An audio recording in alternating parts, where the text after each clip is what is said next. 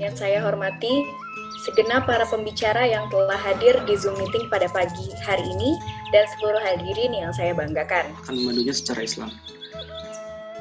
Bismillahirrahmanirrahim. Allahumma ya Allah, ya Tuhan kami, tiada kata dan rasa yang pantas kami haturkan kepadamu pagi hari ini. Selain syukur kami kepadamu,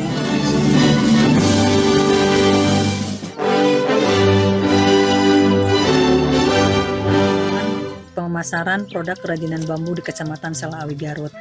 Program PPM ini merupakan aktivitas yang rutin diselenggarakan secara tahunan oleh Universitas Padjadjaran, dan untuk pelaksanaannya tahun ini melibatkan mahasiswa yang melakukan KKN. Terhormat para pengrajin dan hadirin semua. Tak lupa rasa bangga yang tak terhingga kepada panitia, teman-teman saya mahasiswa kuliah kerja nyata dari Universitas Padjadjaran di sini yang sudah bekerja keras untuk bisa menyukseskan kegiatan hari ini. Sering adalah burem. Jadi kayak contohnya ini produk waktu itu kita bikin sold out di Inacraft tahun 2000 berapa ya fotonya? 2014 ya kayaknya. 2014. Nah, jadi ini sold out di Inacraft, terus kemudian kita baru wah ini sold out laku, tapi kita belum foto nih produknya. Terus akhirnya minta ke yang bantu jualin di Inacraft, tolong dong ada fotonya untuk bisa kita posting di sosial media. Terus ternyata dapatnya fotonya yang seperti ini. Yang pertama sisipkan ya.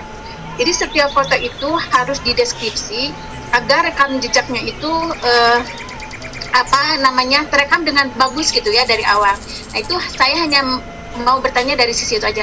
Apakah foto-foto yang ada tersimpan taruhlah di perusahaan Bapak itu sudah dideskripsi sedemikian rupa gitu sebagai salah satu bentuk pendokumentasian yang bisa. Saya itu besar dari pelatihan, dari mulai di Inda, kemudian sama dengan koperasi, apapun jenis pelatihan saya selalu ikuti. Jadi akhirnya banyak hal yang diketahui dari pelatihan. Saya tidak pernah mengecilkan pelatihan apapun saya ikuti. Jadi pada akhirnya akan berguna, apalagi dengan yang sekarang berhubungan dengan topik pengembangan produk mengenai dengan sangat tepat sekali ketika kerjasama sinergitas komprehensif seperti ini, ada perguruan tinggi, ada komunitas, pemerintah. Mari kita sama-sama untuk menjawab berbagai tantangan. SD-nya, sumber daya alamnya sudah ada, SDM-nya mari kita bangun, dan secara berkelanjutan terus kita bina.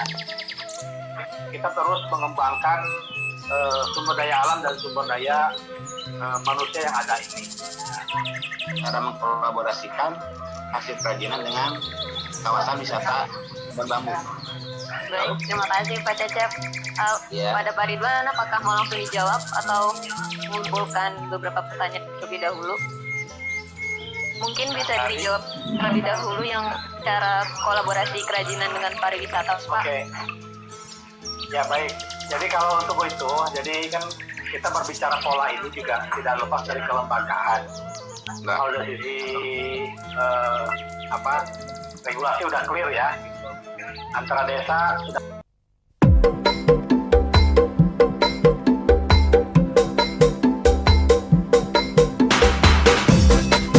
Materi selanjutnya akan dibacakan oleh Dr. Santi Susanti, SSOS MIKOM.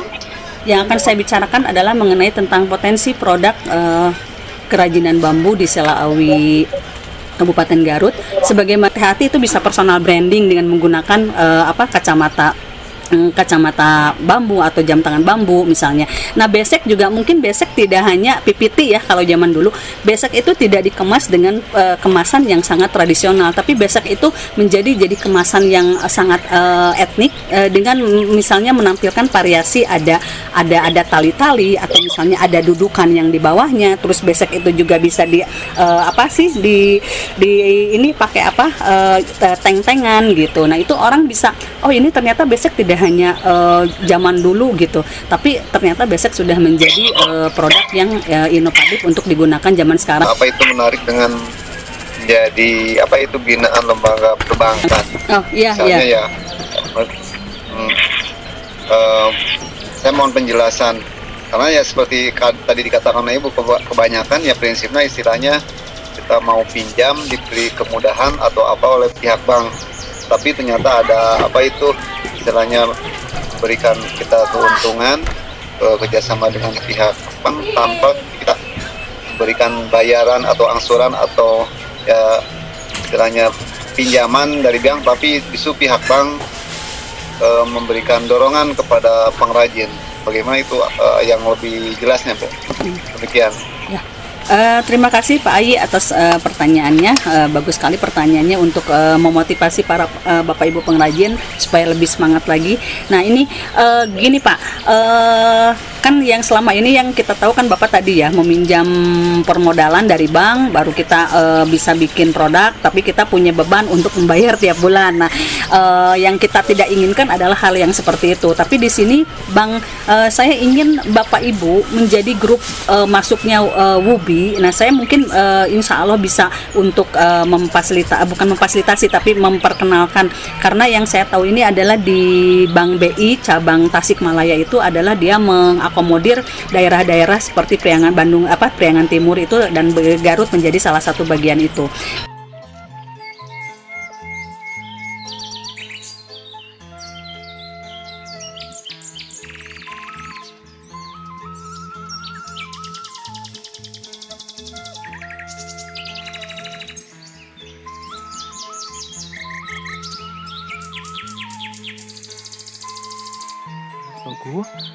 Pada video kali ini saya akan membagikan informasi seputar bambu, manfaatnya secara umum, dan fungsinya dalam membantu mengatasi masalah kulit manusia. Semua yang dapat saya ambil adalah produk-produk perawatan yang mengandung bambu dapat digunakan untuk melembabkan kulit, menenangkan kulit yang teriritasi, memiliki efek healing, menyamarkan noda hitam, bahkan mencegah penuaan. Tentunya sebagai konsumen yang pintar, kita perlu mencari tahu informasi lebih lanjut mengenai produk yang akan kita beli dan gunakan. Untuk memperoleh hasil yang optimal dari suatu produk yang mengandung ekstrak bambu, kita perlu cari tahu tentang kulit manusia itu sendiri dan manfaat bambu untuk kulit berdasarkan penelitian yang ada. Menurut penelitian, ekstrak bambu Phyllostachys pubescens kaya akan antioksidan flavonoid, sehingga dapat mencegah reaksi stres oksidatif akibat radikal bebas yang memicu produksi melanin. Selain itu, ekstrak batang bambu Phyllostachys nigra varian henosis dapat menekan produksi melanin melalui PKA/CREB mediated MITF down regulation, sehingga berpotensi membuat warna kulit lebih cerah. Bambu kaya akan antioksidan yang menjaga kulit dari oksidatif stres akibat terpapar sinar ultraviolet. Bambu juga mengandung vitamin C yang mana mampu menstimulasi produksi kolagen dan regenerasi kulit. Selain itu, ekstrak bambu mengandung 70% silika. Silika ini menyediakan hidroksiprolin, yaitu protein yang dibutuhkan untuk sintesis kolagen dan elastin.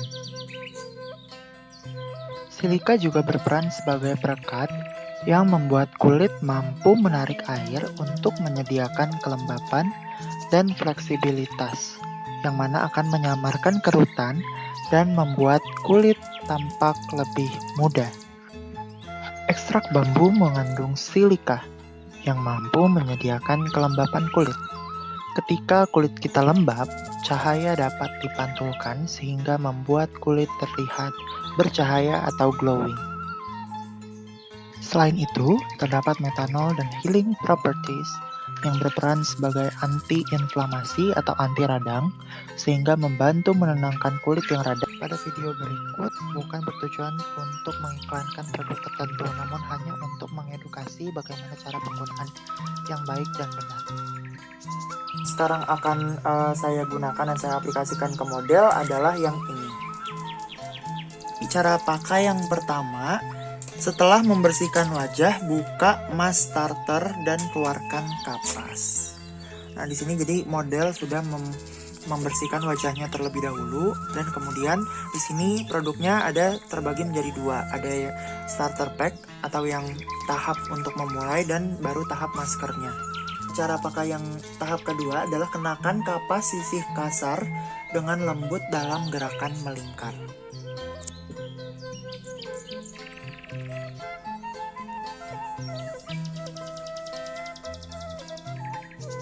Pada tahap yang ketiga, kenakan kapas sisi yang lembut pada wajah. Jadi dibalik, baru dioleskan lagi. Tahap yang keempat, buka masker, lalu kenakan pada wajah. Gunakan selama 10-20 menit. Kemudian langsung saja ditempelkan pada wajah dan didiamkan selama 10-20 menit. Jadi setelah 20 menit menunggu, maka masker dapat dilepas.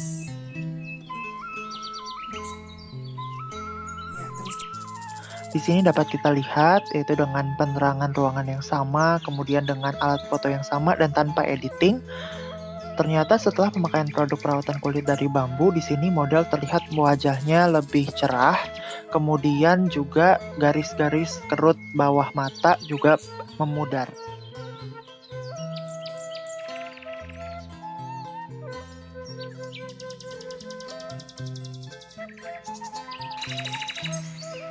Demikian paparan yang dapat saya sampaikan. Semoga informasi ini dapat membantu masyarakat untuk mengetahui manfaat bambu dan menjadi konsumen yang pintar yang terbiasa untuk mencari tahu terlebih dahulu kandungan apa yang ada dalam suatu produk sebelum membeli.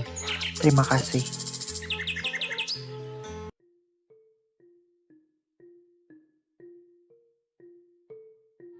Halo, Assalamualaikum warahmatullahi wabarakatuh. Sampurasun. Perkenalkan, nama saya Muhammad Mujahid Al-Haq. Saya dari Program Studi Agribisnis Fakultas Pertanian Universitas Padjadjaran. Pada kali ini saya mengikuti program Kuliah Kerja Nyata Universitas Padjadjaran tahun 2020 yang didampingi oleh dosen pendamping lapangan yaitu Dr. Santi Susanti, SOSMIKOM. Program ini berjudul Pemanfaatan Limbah Bambu sebagai Pupuk Organik. Namun sebelum itu, mari kita cari tahu lebih dalam tentang bambu. Bambu merupakan salah satu jenis tanaman rumput-rumputan yang termasuk ke dalam famili Gramineae, subfamili Bambusoideae, dan suku Bambusae. Bambu adalah tumbuhan yang batangnya berbentuk bulat, beruas, berbuku-buku, berongga, mempunyai cabang berimpang, dan mempunyai aur batang yang menonjol. Dalam kondisi normal, pertumbuhan bambu lurus ke atas dan ujung batang melengkung karena menopang berat daun. Tinggi tanaman bambu berkisar antara 0,3 hingga 30 meter, dengan diameter batang 0,25 hingga 25 cm dan ketebalan dindingnya mencapai 25 mm. Keanekaragaman bambu di dunia sekitar 1439 jenis yang ditemukan di Asia Pasifik, Amerika Selatan, dan Afrika. Di Indonesia diperkirakan terdapat 161 jenis bambu atau sekitar 11,5% dari jumlah jenis bambu dunia. Bambu merupakan salah satu tumbuhan yang memiliki interaksi tinggi dengan masyarakat di Indonesia. Karena bambu syarat akan manfaat. Secara ekonomis, bambu dapat dimanfaatkan dalam konstruksi, perabotan rumah tangga, kerajinan, furnitur, bahan makanan, dan obat-obatan. Secara ekologi, bambu mempunyai kemampuan meningkatkan debit air tanah dan menjadi penahan erosi. Dan juga secara sosial budaya, bambu merupakan pelengkap atau bagian dari budaya Indonesia.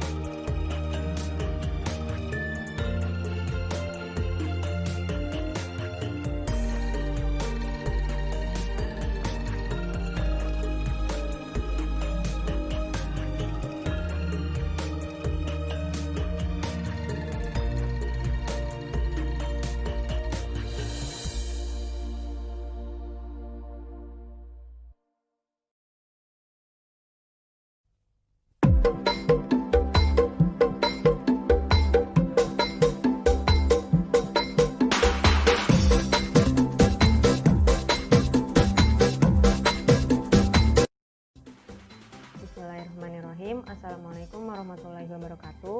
Perkenalkan, nama saya Afifah. Di video kali ini saya akan membahas salah satu penyakit yang sering dialami oleh manusia, yaitu dermatitis kontak. Dermatitis kontak ini tidak memandang bulu, dapat menyerang siapa saja.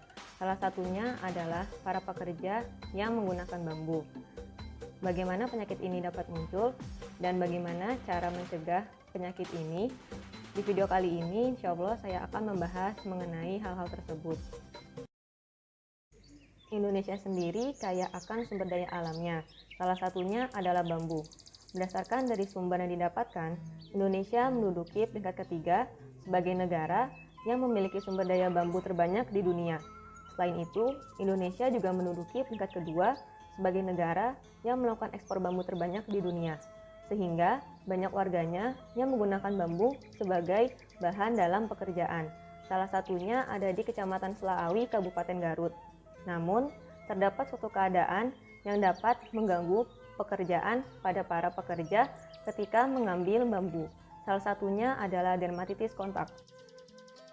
Dermatitis kontak sendiri memiliki arti yaitu adanya peradangan kulit, di mana peradangan ini merupakan hasil kontak antara kulit dengan materi yang bersifat iritan atau alergen.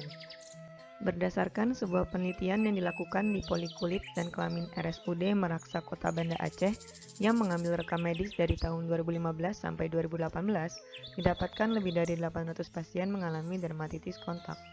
Pada dasarnya, penyakit ini bersifat multifaktorial. Hampir semua substansi dapat menyebabkan iritan, tergantung dari konsentrasi dan durasi paparan. Paparan yang berulang atau terus-menerus juga dapat mempengaruhi. Selain itu, faktor lain seperti usia, jenis kelamin, gen, serta lingkungan dapat mempengaruhi risiko dari timbulnya penyakit dermatitis kontak. Lalu, saya mewawancarai Pak Iwan yang dalam kesehariannya sering menggarap bambu. Kendalanya itu ya paling kalau masih nebang bambu yang masih muda sih ya. Iya. Banyak serbuk-serbuk hitam dari bambu itu yang bikin gatal itu. Oh gitu Pak. Terus kalau lagi gatal gitu, Bapak kuncinya gimana Pak? Ya itu disiram air juga, mandi udah nggak ada sih. Oh gitu Pak. Mandi pun juga udah jadi hilang ya Pak gatal-gatalnya? Iya udah hilang gatal-gatalnya. Selain mandi pernah dikasih yang lain nggak Pak? Ya paling kalau yang alergi itu ya paling pakai bedak kayak apa gitu obatinnya. Oh gitu. Bambu sendiri memiliki beberapa komponen bahan kimia seperti lignin, selulosa, hemiselulosa, pektin, dan bahan minor lainnya. Selain itu, terdapat suatu bagian pada bambu yang disebut dengan glugut atau rambut kecil pada bambu. Glugut ini berfungsi sebagai mekanisme pertahanan pada bambu agar bambu tidak diganggu oleh makhluk hidup lainnya, sehingga bambu dapat tumbuh menjadi lebih besar dan dewasa. Lalu, diketahui bahwa pada batang tunas bambu yang memiliki rambut-rambut hitam kecil ini mengandung arsenik, di mana diketahui bahwa arsenik sendiri bersifat sedikit berbahaya pada kulit, di mana bahan ini dapat bersifat iritan. Sehingga hal tersebut dapat mendasari bahwa batang tunas bambu yang memiliki rambut-rambut hitam kecil ini berpotensi menimbulkan dermatitis kontak, dengan gejala yang sering muncul adalah gatal-gatal. Untuk pengobatan dan pencegahan dari dermatitis kontak akibat arsenik yang terdapat pada tunas bambu dan glugut adalah menggunakan pelindung seperti sarung tangan. Apabila kulit sudah terlanjur mengenai glugut, maka dapat dilakukan pencucian tangan menggunakan air dan sabun. Selain itu, bedak juga dapat membantu mengurangi rasa gatal akibat glugut pada bambu. Hal ini digunakan apabila tangan berkeringat dan rasa gatal semakin bertambah. Jika gejala terus berlanjut dan berkembang, maka dapat pula diberikan obat antiinflamasi seperti kortikosteroid oles atau oral, contohnya yaitu hidrokortison. Obat hidrokortison yang dijual secara bebas adalah yang memiliki kekuatan maksimal sebesar 1%. Selain itu, masyarakat perlu membaca arahan dari kertas petunjuk yang tersedia, seperti tidak boleh diaplikasikan pada wajah kecuali atas izin dokter. Berikut merupakan perbedaan sebelum dan sesudah pemberian terapi. Terlihat bahwa tanda peradangan seperti kemerahan dan kulit yang kering sudah mulai menghilang.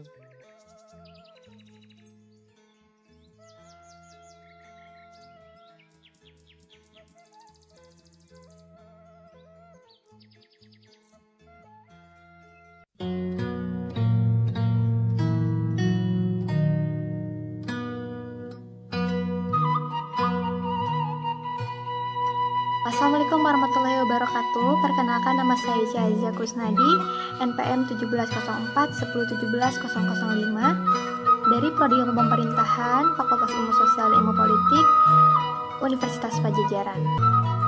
Di sini saya akan membuat masker arang bambu yang berguna untuk mencerahkan wajah dan menangkal radikal bebas. Proses pertama adalah pencarian bambu untuk dijadikan arang bambu. Setelah itu, bambu dipotong-potong dan dijemur selama kurang lebih 3 hari. Kemudian, siapkan drum dan kardus. Ini adalah hasil setelah dibakar selama 8 jam. Pisahkan arang bambu yang masih keras dan lembek. Yang digunakan adalah arang bambu yang masih keras. Inilah hasilnya. Langkah selanjutnya adalah proses penumbukan arang bambu.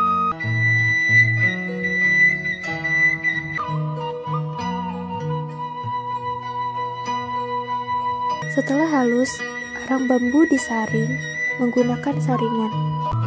Ini dia masker arang bambu siap digunakan.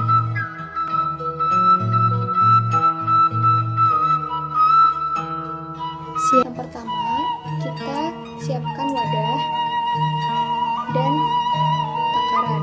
Kita ambil kurang lebih 2 takaran masker arang bambu dan susu bubuk. Susu bubuknya cukup 1 takaran saja. Kemudian tambahkan air 1-2 takaran. Kemudian kita aduk. Hasilnya seperti ini.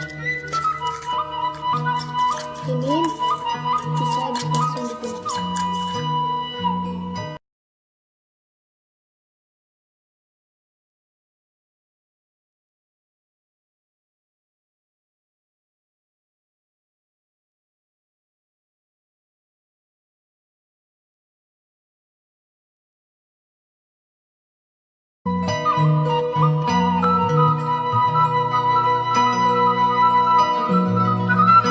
Ini udah kurang lebih 15 menit. Sekarang saya mau cuci muka. Dan ini dia hasil setelah cuci muka. Wajah terlihat lebih bersih dan lebih segar.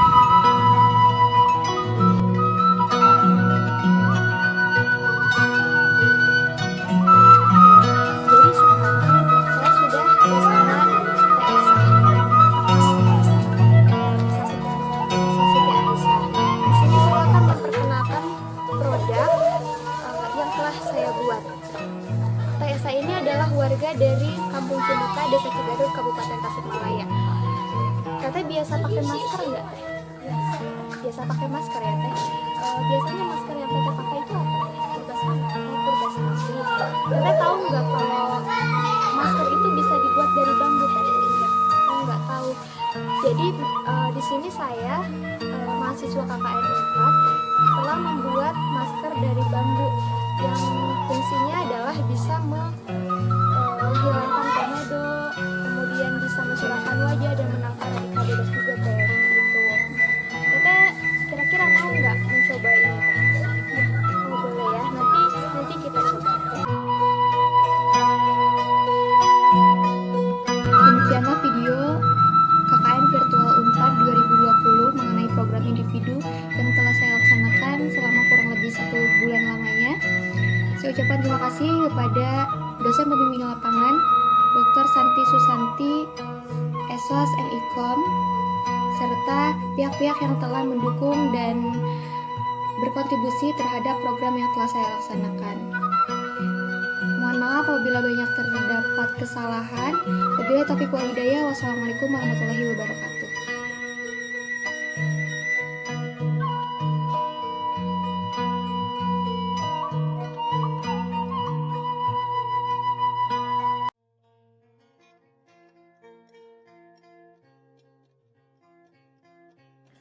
Sampurasun. Perkenalkan, nama saya Dahlia Florencia Manurung. Di masa pandemi seperti ini, penting bagi kita untuk terus menjaga kesehatan dan kebugaran tubuh. Belum banyak orang mengetahui bahwa bambu yang ada di sekitar kita ternyata mengandung berbagai macam manfaat yang dapat bermanfaat baik bagi tubuh kita. Alasan saya memilih topik ini dikarenakan saya meyakini bahwa di Desa Selaawi, bambu yang tumbuh tidak hanya dapat dimanfaatkan sebagai kerajinan tangan saja, melainkan juga dapat dikonsumsi sebagai bahan pangan yang berkualitas dan bermanfaat bagi tubuh manusia.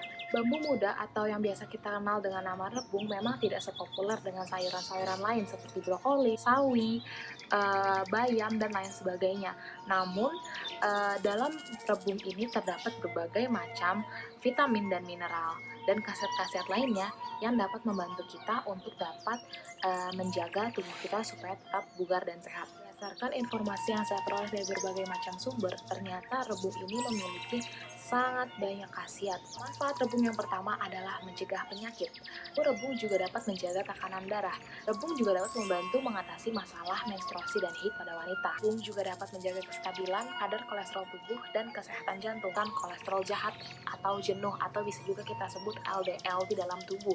Ternyata rebung juga dipercaya dapat mengobati kanker karena kandungan fitosterol pada rebung dapat meringankan gejala kanker. Selanjutnya, rebung juga dapat menyehatkan usus kita. Kenapa? Karena di dalam rebung ini terkandung kandungan serat yang sangat tinggi. Selanjutnya, rebung juga dapat meringankan peradangan. Rebung di sini memiliki sifat anti-inflamasi dan analgesik atau biasa kita sebut sebagai penghilang rasa sakit. Rebung merupakan salah satu makanan yang dapat dijadikan alternatif dalam menu program diet Anda.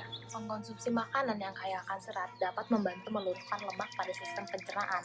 Selain itu, dapat membuat rasa kenyang bertahan lebih lama dibandingkan dengan mengkonsumsi mengkonsumsi pangan yang miskin akan serat. Dalam penyajian 100 gram rebung, jumlah kalori yang terdapat di dalam rebung adalah 27 kalori. Berbeda halnya dengan nasi putih, dalam 100 gram nasi putih terkandung 129 kalori. Dapat mencapai bentuk tubuh yang ideal, dapat juga dilakukan dengan melakukan diet defisit kalori. Kalori yang dibutuhkan oleh masing-masing tubuh berbeda-beda. Kebutuhan kalori dapat dihitung dengan menggunakan perhitungan BMI atau Body Mass Index. BMI ini dapat dilakukan secara online di internet atau bisa juga melalui para ahli gizi. Akan saya coba tunjukkan contoh perhitungan BMI melalui website di internet. Berikut contohnya. Pada dasarnya terdapat berbagai macam website yang menyediakan layanan untuk menghitung BMI. Nah, di sini saya menggunakan thecalculator.co seperti yang dan konsisten juga turut membantu dalam proses pencapaian bentuk tubuh yang ideal. Kegiatan olahraga disarankan minimal 4 kali dalam seminggu dengan durasi kurang lebih 30 menit. Bentuk olahraga yang dapat dilakukan dapat menyerupai olahraga kardio maupun olahraga pembentukan otot. Untuk gerakan yang pertama ada gerakan yang namanya Russian twist dengan mengangkat kedua kaki kita seperti demikian, seperti di video, lalu dengan menggunakan tangan seperti yang akan kita buat adalah rebung saus bolognese. Di sini sudah saya sediakan bahan-bahannya, yakni ada bawang bombay, tomat, sosis, bawang putih, oregano, ada spaghetti sauce atau bisa juga diganti dengan saus tomat, ada garam dan penyedap secukupnya.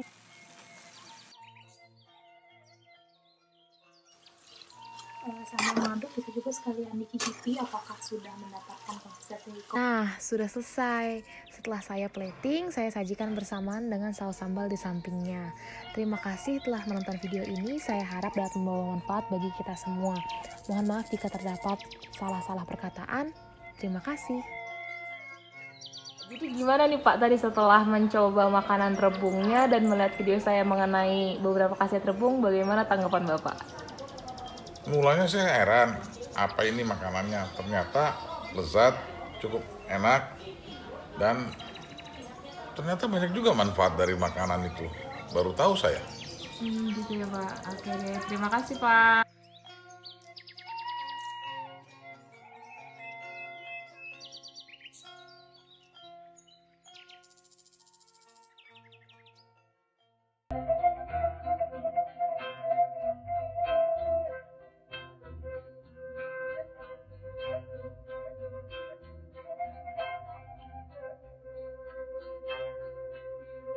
kita akan memasak makanan dengan bahan tambahan arang bambu. Hari ini saya akan membuat churros arang bambu. Bagaimana pembuatan churros arang bambu? Ikuti terus video ini ya. Churros adalah cemilan khas Spanyol yang teksturnya hampir mirip dengan donat di Indonesia, yakni garing di luar dan lembut di dalam. Dan selanjutnya adalah bahan yang akan membuat churros ini berbeda dengan churros yang lain, yakni arang bambu aktif. Arang bambu aktif sangat mudah Anda temukan baik di supermarket ataupun online shop. Arang aktif memiliki perbedaan proses dengan arang pada umumnya. Untuk mengaktifkan arang, proses selanjutnya yakni penambahan uap, oksigen, karbon dioksida, asam tertentu, dan bahan kimia lainnya pada arang. Pada tayangan Dr. Oz Indonesia episode olahan sehat berbahan arang aktif, dikemukakan bahwa arang aktif memiliki sejumlah khasiat yang dapat mengurangi gas di saluran pencernaan dan dapat membuang racun-racun yang ada di dalam tubuh. Untuk membuat churros arang bambu, terlebih dahulu kita harus menyiapkan bahan-bahan. Di antaranya adalah tepung terigu, mentega, gula pasir, air, 1 butir telur, 1 saset susu kental manis, coklat batang untuk nanti dilelehkan menjadi topping churros, dan bubuk arang bambu. Selanjutnya adalah proses pembuatan churros arang bambu. Yang pertama, kita masukkan air dalam panci lalu bersama dengan gula. Kita aduk gula hingga merata bersama dengan air. Dan jangan lupa untuk memasukkan mentega ke dalam air yang direbus bersama dengan gula tadi. Dan biarkan mentega meleleh bersama dengan air dan gula.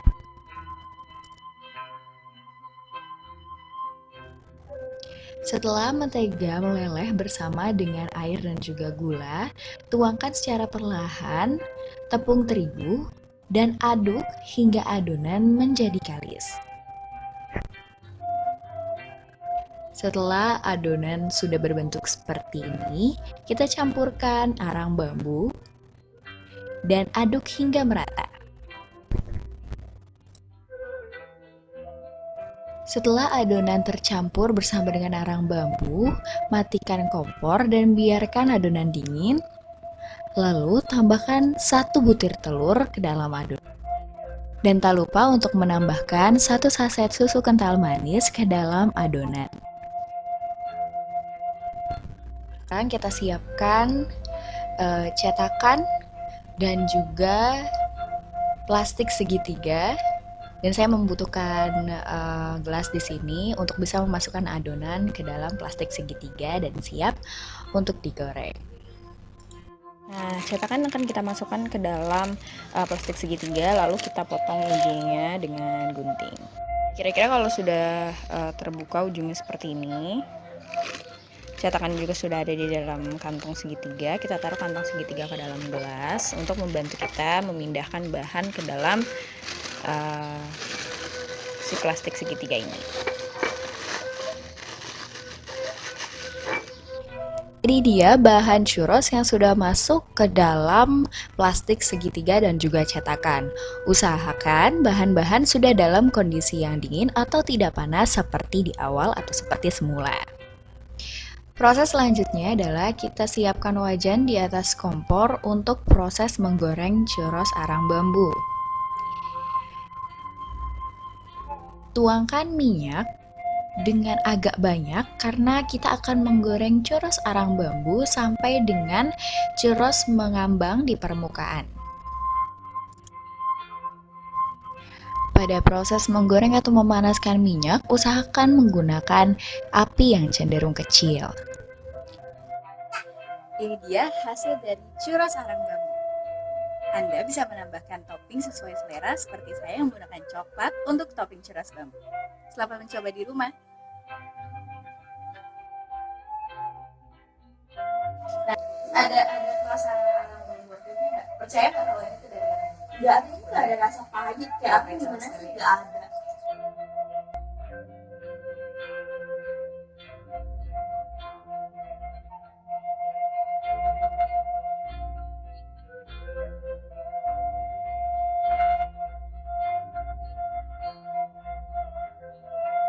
Halo, nama saya Nur Fitriani Purnamasari. Di sini saya mahasiswa kuliah kerja nyata daring Universitas Pajajaran 2020. Di sini saya akan memaparkan program inovasi saya mengenai bambu. Tentunya ada bambu. Ini bambu yang sudah dihaluskan dengan menggunakan amplas. Nah, terus tentunya ada kuas lukis yang halus dan yang besar, yang kecil maksudnya dan yang besar. Nah, terus ada wadah untuk menyimpan catnya dan tentunya ada arang. Ini adalah arang bambu ya. Nanti arang bambunya sebagai cat akan dihaluskan. Nah, terus jangan lupa ada cat akrilik. Cat akrilik ini fungsinya untuk apa? Untuk agar si arang bambunya ini bisa menempel ke bambu. Jadi langkah pertama adalah tentunya kita harus menggambar sketsa di bambu yang sudah dipotong ini. Nah, kebetulan saya sudah menggambar sketsanya yakni tentang bunga mawar. Jadi saya akan melukis bunga mawar di media kanvas bambu ini. Sketsa gambar yang ada di bambu ini. Nah, yang pertama tentunya kita haluskan arang bambunya dulu. Kita menggunakan amplas ya.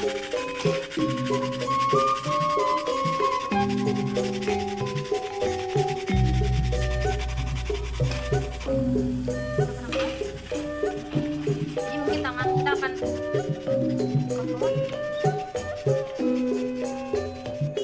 arangnya sudah halus, sudah dihaluskan. Nah, sekarang kita campurkan warna akriliknya. Jadi saya memilih warna glitter silver. Campurkan silver ya.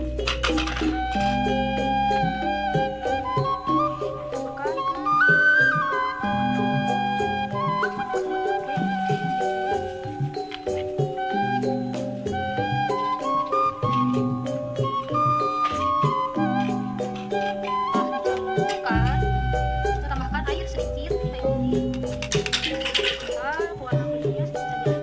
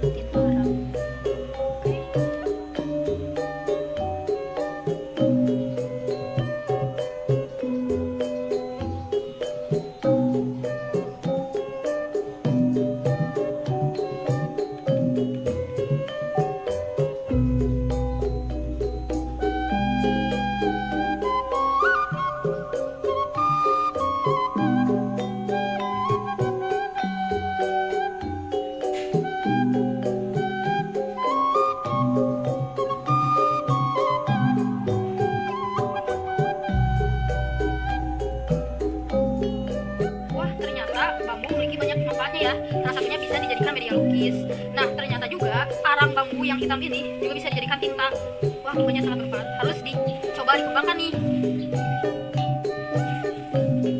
Jadi seperti itulah laporan individu tugas kuliah kerja nyata saya Nur Fitriani Purnamasari. Mohon maaf bila banyak kekurangan, saya juga masih belajar. Sekian dari saya. Wassalamualaikum warahmatullahi wabarakatuh.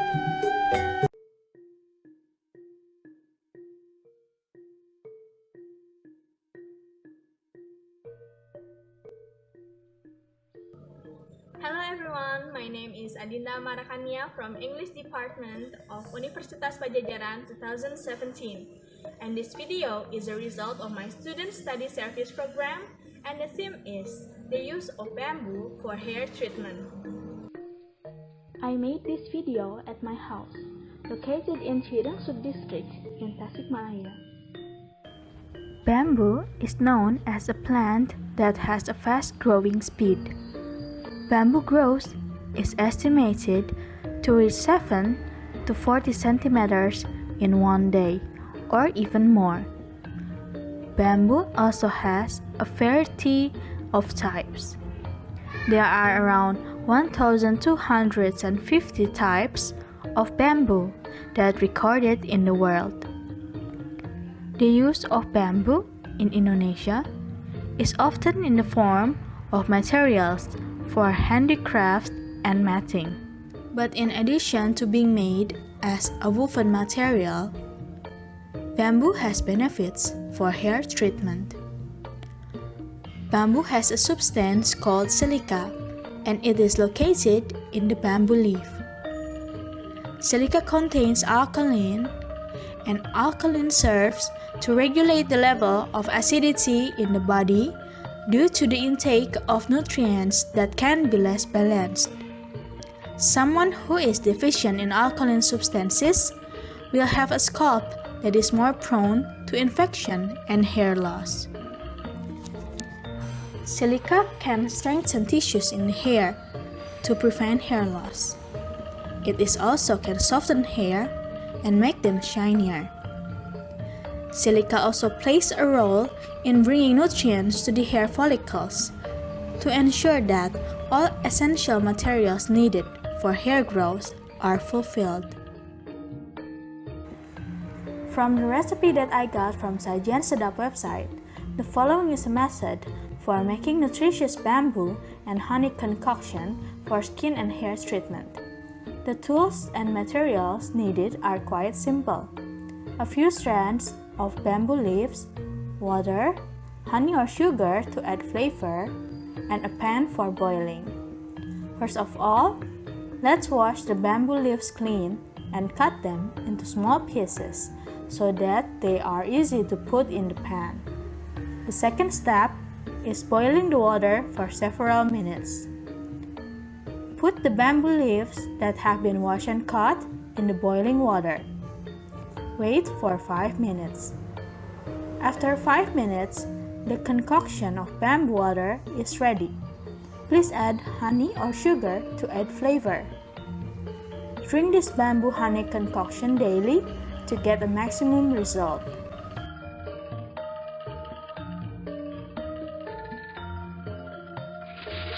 Saat ini saya sedang bersama dengan teman saya untuk menginformasikan mengenai pemanfaatan bambu bagi perawatan rambut.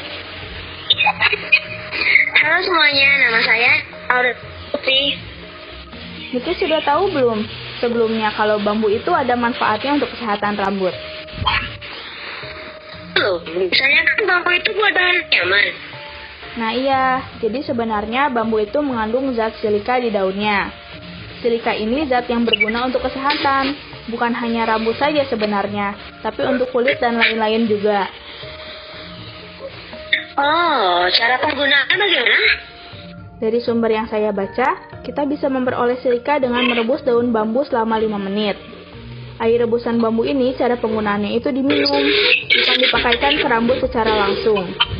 Dengan minum air rebusan bambu secara teratur, akan terlihat efeknya bahwa air bambu ini bisa mengurangi kerontokan, menangani ketombe, dan merawat kulit kepala.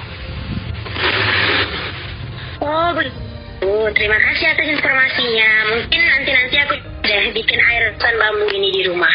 Terima kasih kembali.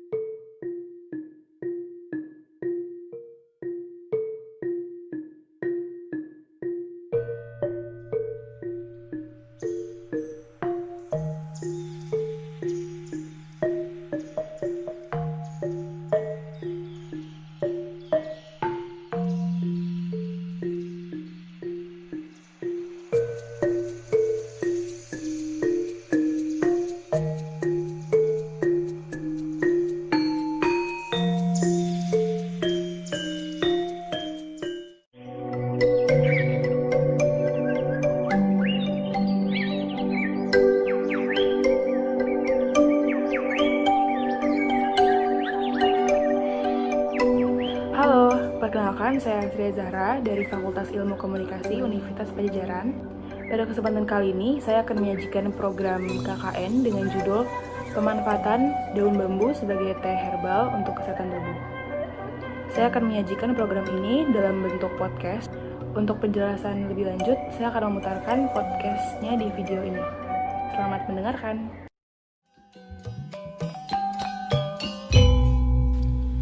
Halo, selamat pagi, siang, dan malam bagi para pendengar. Kenalkan, aku Azria Zahra dari Universitas Pajajaran, Fakultas Ilmu Komunikasi, jurusan Manajemen Produksi Media. Pada kesempatan kali ini, aku ingin berbagi informasi mengenai teh daun bambu yang ternyata memiliki khasiat untuk kesehatan tubuh. Ternyata daun bambu itu mengandung banyak zat aktif seperti polisakarida, flavonoid, vitamin, mikroelemen, klorofil, dan juga asam amino. Untuk proses pembuatannya juga ternyata tidak begitu sulit. Pertama yaitu harus mencuci terlebih dahulu menggunakan air bersih daun bambu yang didapat untuk menghilangkan debunya. Kemudian dijemur selama 1 jam, lalu digiling menggunakan blender agar maksimal. Untuk menyeduhnya bisa menggunakan tea bag atau kantung teh agar bisa menjadi teh celup. Tapi tidak semua daun bambu bisa diolah menjadi teh ya. Daun bambu yang dipilih adalah yang sudah berumur lebih dari 1 tahun, kemudian juga berasal dari batang di atas 2 meter permukaan tanah dan 1 meter kurang dari pucuk pohonnya. Selain itu juga kondisi daun dipilih yang masih segar dan tidak memiliki bercak. Nah, katanya teh daun bambu ini bermanfaat untuk kolesterol, penurun oksidasi, dan radikal bebas. Untuk mengetahui lebih lanjut, yuk kita tanya aja langsung ke ahlinya. Di sini aku sudah bersama Dr. Novi. Dr. Novi ini dokter umum. Beliau memulai pendidikannya di Fakultas Kedokteran Universitas Indonesia di tahun 2005 dan lulus pada tahun 2010. Kalau sekarang lagi praktek di mana, Dok? Sekarang praktek di Permata Depok sebagai konselor laktasi. Jadi gini Dok, aku mau tanya-tanya sedikit nih tentang teh herbal dan manfaatnya untuk kesehatan dari sisi medis. Nah, aku penasaran banget sih kalau manfaat teh herbal secara umum itu dari sisi kesehatan itu seperti apa?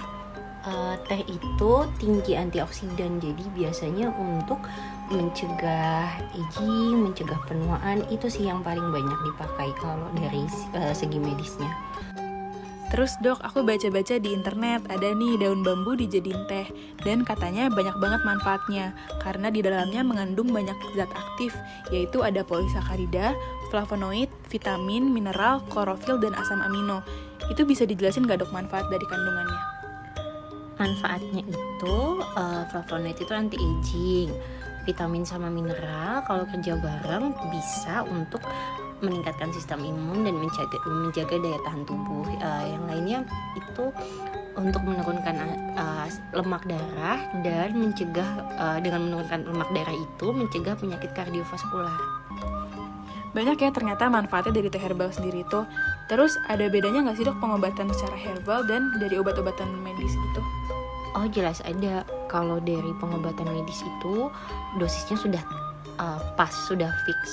Kalau pengobatan herbal dosisnya nggak fix, jadi kita nggak tahu yang ada di dalam 1 gelas teh itu ada berapa miligram flavonoid, berapa miligram mineral, berapa miligram protein, berapa miligram vitamin. Dan kalau pengobatan medis itu sebelum di launch, sebelum diedarkan di masyarakat udah melalui uji klinis, sedangkan kalau teh herbal itu biasanya masih memerlukan penelitian lagi benar-benar bermanfaat atau tidak. Kalau begitu, sekian informasi yang bisa aku berikan. Semoga kita semua sehat selalu. Sampai berjumpa di lain kesempatan ya. Aku Astria Zahra pamit undur diri.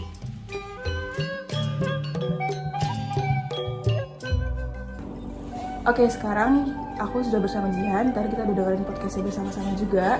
Sekarang saatnya kita bertanya-tanya. Kira-kira kalau suatu saat teh bambu dipasarkan itu, Jihan tertarik nggak sih untuk membuat teh herbal bambu? Tertarik sih, karena baru pertama kali dengar juga. Tadi manfaatnya banyak banget, jadi ya kenapa nggak dicoba? Sama. Kalau gitu videonya sampai di sini aja. Terima kasih sudah mendengarkan. Semoga bermanfaat.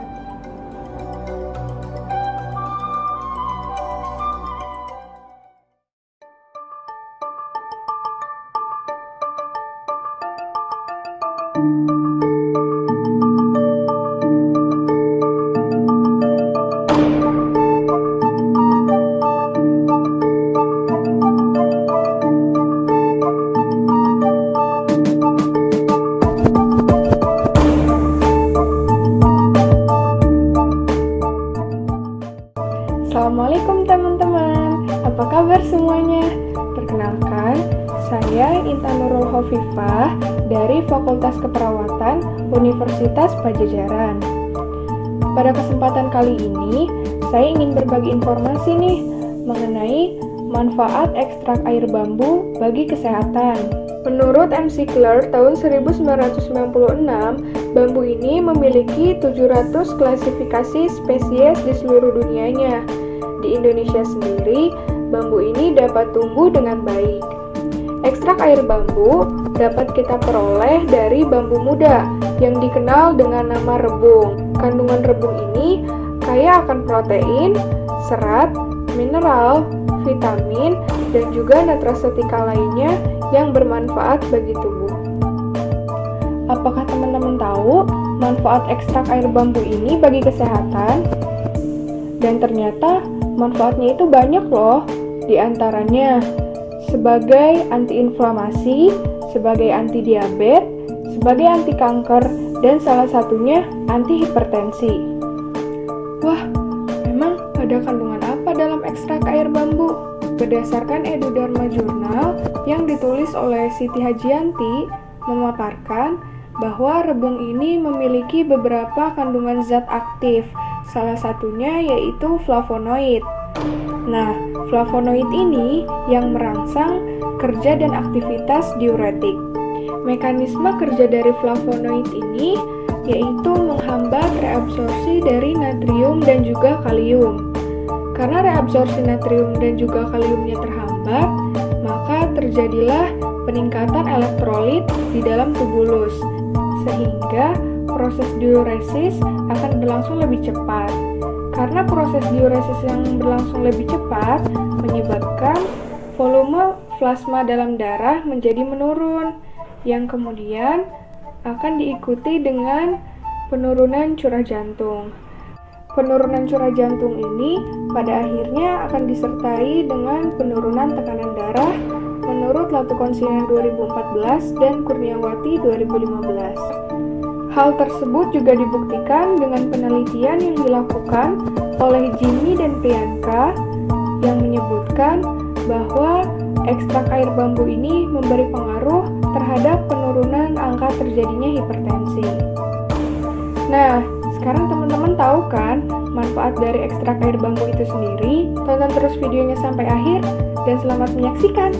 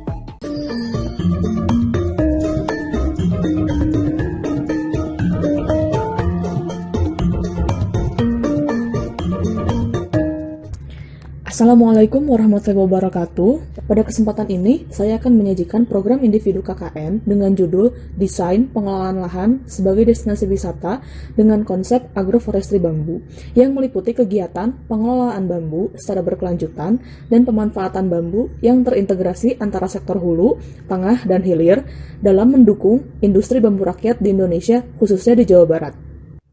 Pertama, saya akan menjelaskan sedikit tentang agroforestry. Secara sederhana, agroforestry dapat diartikan sebagai suatu sistem pengelolaan lahan yang memadukan kegiatan kehutanan dengan pertanian dan peternakan. Agroforestry bisa dijadikan sebagai upaya budidaya bambu yang memberikan banyak keuntungan bagi masyarakat.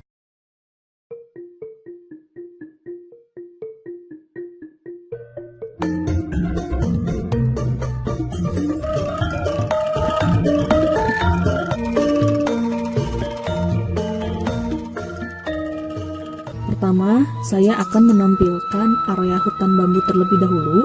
Bambu yang ditanam bisa seperti bambu petung, bambu ampel, bambu tali, bambu hitam, bambu tutul, dan lain sebagainya yang dapat disesuaikan dengan kondisi lahan, kemudahan dalam memperoleh bibit, dan tujuan pemanfaatan bambu tersebut. Perpaduan penanaman bambu dengan kegiatan pertanian dapat dilakukan dengan memadukan penanaman bambu dengan tanaman berumur pendek. Bambu ditanam dengan jarak tanam 10 meter x 10 meter dan pada titik perpotongan diagonalnya dapat ditanam tanaman berumur pendek. Hal seperti tanaman yang dipilih dapat didiskusikan juga dengan petani di daerah tersebut. Dapat juga memadukan bambu dengan turmerik atau kunyit. Pada model ini, bambu ditanam dengan jarak 8 meter x 8 meter dengan jarak tanam turmerik adalah 25 cm. Penanaman bambu juga dapat dilakukan dengan memadukan dengan kegiatan peternakan. Pada sistem ini dapat mengadopsi sistem 3 strata sebagai berikut. Pada sistem 3 strata ini merupakan model sistem penanaman dan pemangkasan rumput, legum, semak, dan pohon agar hijauan makanan ternak tersedia sepanjang tahun. Pada bagian inti dapat ditanami tanaman pangan seperti jagung, kedelai, ketela pohon, atau tanaman industri seperti kelapa dan cengkeh. Pada bagian selimut yang merupakan strata 1 ditanami rumput dan legum unggulan seperti rumput gajah, rumput benggala, rumput setaria, centrasema, dan sebagainya. Strata 1 di sini merupakan rumput dan leguminosa untuk hijauan makanan ternak pada awal musim penghujan. Selanjutnya, pada bagian pinggir yang merupakan strata 2, yaitu berupa semak leguminosa untuk hijauan makanan ternak pada pertengahan kemarau seperti lamtoro dan gamal. Kemudian juga ada strata 3 yang terdiri atas pohon-pohonan untuk hijauan makanan ternak pada akhir musim kering. Bambu pada sistem ini terletak pada strata 3, di mana bambu dapat dimanfaatkan daunnya sebagai pakan ternak pada musim kemarau. Pada kawasan ini juga terdapat area pengolahan susu, di mana susu yang telah diperah dari ternak yang dipelihara diolah pada area ini, dan wisatawan juga dapat belajar mengolahnya dan menikmati hasil olahan susu. Ada juga tempat pembuatan pupuk kompos, karena seperti yang kita tahu, limbah daun bambu ini juga selain bisa dimanfaatkan untuk ternak, berpotensi untuk dibuat menjadi pupuk kompos yang baik. Kemudian, terdapat pasar tani. Pasar tani diperuntukkan bagi para petani untuk menjual hasil taninya yang ditanam bersamaan bambu tadi kepada pengunjung. Terdapat juga gudang pakan, di mana di sini ada kegiatan produksi pakan ternak dari limbah daun bambu dan limbah pertanian lainnya. Pada kawasan ini terdapat juga kawasan kesenian, di mana terdapat saung pengrajin bambu yang merupakan tempat kegiatan produksi kerajinan tangan dengan bahan material bambu. Selanjutnya, terdapat galeri bambu. Di galeri bambu ini nantinya terdapat informasi tentang bambu, meliputi jenis bambu yang terdapat di Indonesia, beserta manfaatnya, kemudian cara budidayanya seperti apa, dan sebagainya, sehingga bisa mengedukasi pengunjung dan menambah pengetahuan tentang bambu itu sendiri. Pada kawasan ini juga terdapat saung pagelaran seni budaya, di mana pengunjung atau wisatawan akan disajikan penampilan seniman bambu, seperti contohnya pemain angklung, calung, dan lain sebagainya. Sekaligus juga pengunjung bisa belajar dan bermain alat musik dari bambu bersama dengan seniman-seniman tersebut di area ini. Terdapat juga rumah makan khas Sunda dan terdapat berbagai menu makanan dengan konsep atau tema bambu. Juga terdapat guest house atau tempat penginapan yang diperuntukkan untuk pengunjung atau wisatawan yang akan menginap atau bermalam di sini. Di sini terdapat juga toko oleh-oleh, di mana dalam toko ini menjual hasil kerajinan tangan yang telah dibuat oleh pengrajin-pengrajin bambu.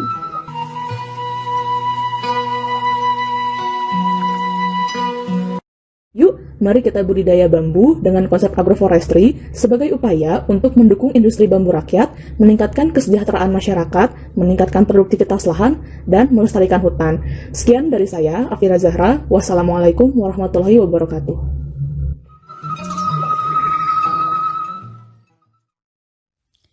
Halo semuanya, hari ini kita akan melakukan suatu pemanfaatan, yaitu pemanfaatan dari daun bambu.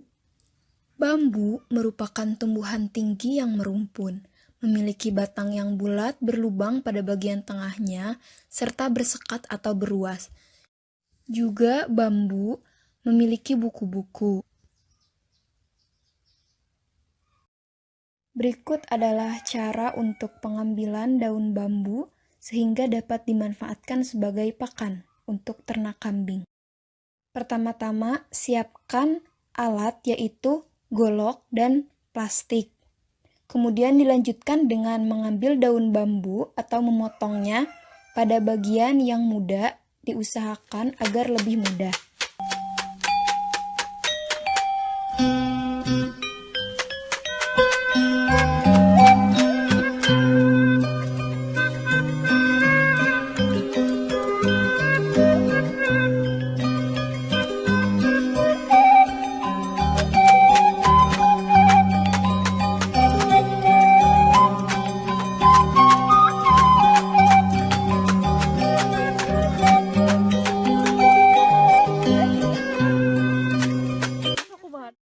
Tahapan kedua yaitu memisahkan antara daun bambu yang jelek dengan daun bambu yang dapat digunakan untuk pakan ternak kambing.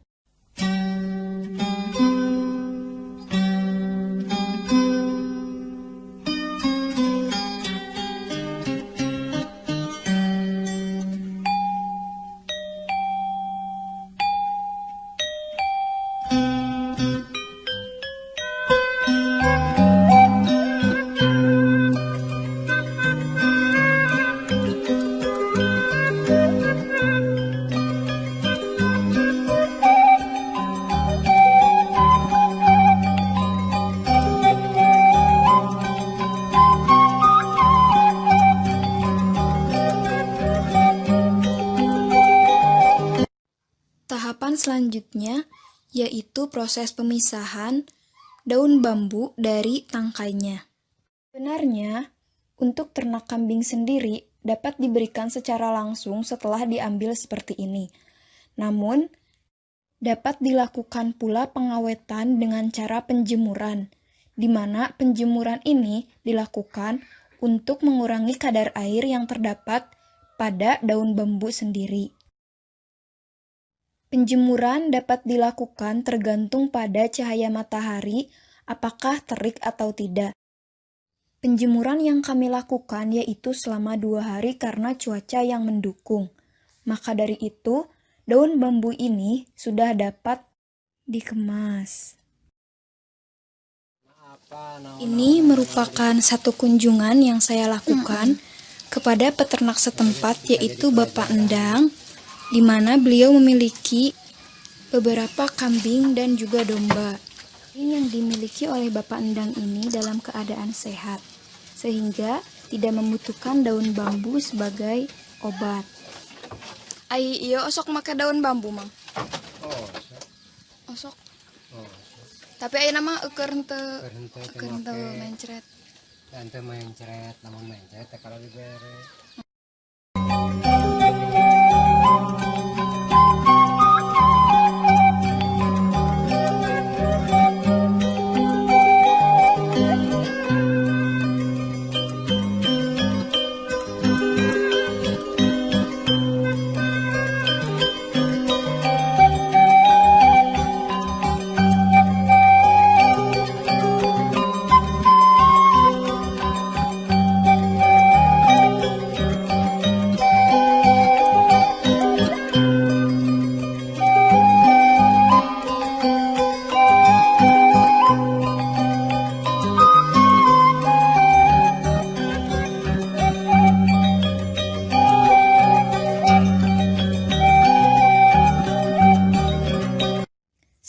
dikemas, daun bambu ini dapat diberikan kepada ternak kambing di kemudian hari apabila kambing menderita penyakit mencret. Sekian video dari kami tentang pemanfaatan daun bambu untuk kesehatan ternak kambing. Terima kasih telah menonton video ini.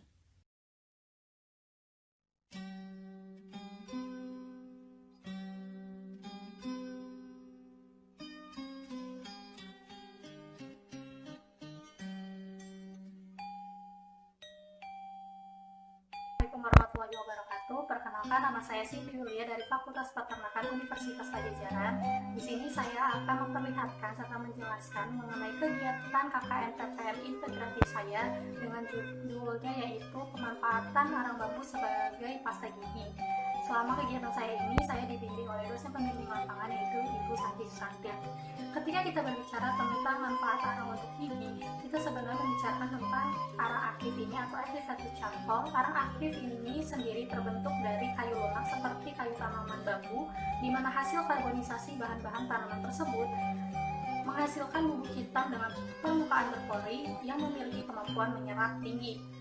Manfaat dari arang aktif atau arang bambu ini sangat banyak, seperti memutihkan gigi, meredakan perut kembung dan masuk angin, penawar racun, mengusir bau badan, mengobati jerawat, mengatasi gigitan serangga, membersihkan saluran pencernaan, dan mencegah penuaan dini. Berikut akan saya perlihatkan video kegiatan saya. Lokasi kegiatan PPM integratif saya sendiri di daerah Kecamatan Gunung Putri, Kabupaten Bogor, Jawa Barat. Bambu yang sudah diambil dari kebun tadi kemudian dibakar untuk dijadikan arang. Ini adalah arang bambu hasil dari pembakaran bambu yang telah dilakukan tadi, yaitu bahan dan alat-alat yang akan kita gunakan. Pertama yaitu arang bambu, lalu baking soda, lalu garam, lalu minyak zaitun atau juga minyak kelapa, lalu alat-alat yang dibutuhkan ada cobek, wadah, saringan, serta sendok. Adalah cara-cara atau proses pembuatan pasta gigi arang bambu. Yang pertama yaitu menghaluskan arang bambu yang sudah kita sediakan. Haluskan sampai benar-benar halus. Saring arang bambu tersebut menggunakan saringan supaya terpisah antara partikel yang masih kasar dengan yang sudah halus. Masukkan minyak zaitun 8-10 sendok makan atau sampai setengah wadah. Tambahkan 2 sendok makan baking soda ke dalam wadah yang berisikan minyak zaitun. Aduk baking soda dan minyak zaitun hingga baking soda larut dan merata. Selanjutnya kita tambahkan 2 sendok makan arang bambu yang telah dihaluskan tadi. Kemudian aduk kembali bahan-bahan tersebut hingga merata. Selanjutnya tambahkan 1 sendok makan garam ke dalam bahan yang telah kita buat. Kemudian aduk kembali bahan-bahan tersebut hingga merata.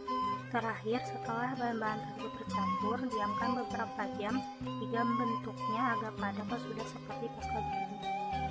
Inilah hasil pasta gigi arang bambu yang telah dibuat. Sekarang saya dan Teguh Chandra Putra, laki-laki berusia 27 tahun, seorang pegawai swasta, akan mencoba menggunakan pasta gigi arang bambu ini. Oles sikat gigi dengan pasta gigi yang telah kita buat tadi, lalu sikat ke seluruh bagian gigi.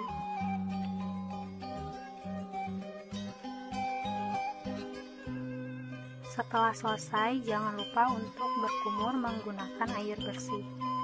Kali ini saya akan menjelaskan mengenai manfaat dari pasta gigi arang bambu yang sudah dibuat tadi. Pertama, arang ini dapat memberikan efek menjernihkan pada gigi. Arang aktif dikenal mempunyai kemampuan membersihkan secara menyeluruh. Arang aktif juga membantu menghilangkan bakteri dan racun, menjadikannya baik untuk mengatasi bau mulut secara alami. Sebuah penelitian menunjukkan bahwa sikat gigi yang mengandung charcoal dapat mencegah kontaminasi bakteri karena memiliki sifat antimikroba. Selain itu, Pasta gigi arang bambu ini juga memiliki manfaat efek anti noda untuk memutihkan gigi. Aksinya dapat membantu mengurangi noda dan mencegah gigi menjadi kekuningan. Salah satu cara menggunakan arang untuk memutihkan gigi adalah dengan memilih pasta gigi yang diformulasikan dengan activated charcoal untuk gigi untuk memberikan perlindungan menyeluruh terhadap kebersihan gigi dan mulut. Sekian video kegiatan KKN integratif saya. Saya harap video ini dapat menambah wawasan serta informasi kepada masyarakat terhadap pemanfaatan arang bambu ini sebagai pasta gigi serta dapat menginspirasi masyarakat untuk menjadikannya sebuah produk usaha. Sekian dari saya. Kurang lebihnya mohon maaf. Wassalamualaikum warahmatullahi wabarakatuh.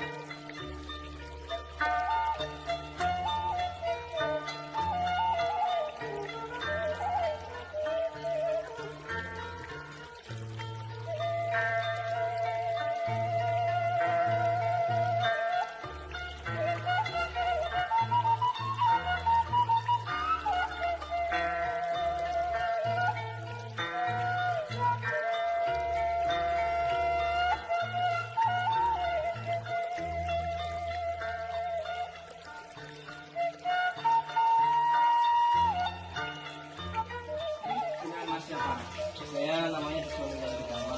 Saya kan tadi lewat di depan rumah Mas-nya nih. Dan saya timbul pulang percikan air. Jadi saya belok sini mau tanya ini kok hidroponiknya pakai bambu gimana? Nah ini kenapa pakai bambu? Yang pertama hidroponik pakai bambu itu agar ramah lingkungan. Jadi selain menghemat biaya, bambu ini bisa dimanfaatkan untuk hidroponik. Jadi tidak sedap air dan bisa membuat rumah lebih tinggi. dagangan ikan ini. Jadi kita prosesnya seperti ini. Ikan yang di bawah air itu kan mengeluarkan kotoran atau feses. Nanti akan diolah menjadi bubuk yang untuk menghidupi si sayuran-sayuran tersebut. Jadi apabila biasanya kan kalau itu kan nggak pakai feses atau ini pakai nutrisi, nah kita nutrisinya pakai ikan, jadi bisa 2 kali panen. Yang pertama kita bisa panen ikannya, yang kedua kita bisa panen sayurnya. Jadi di tentang bidik gitu maksudnya. Nah, jadi menghemat lahan sempit supaya kita bisa menanam sayur dalam bidang pertanian, dan kita bisa membuat budidaya ikan yang itu diperikanan. Ini cara kerjanya seperti itu.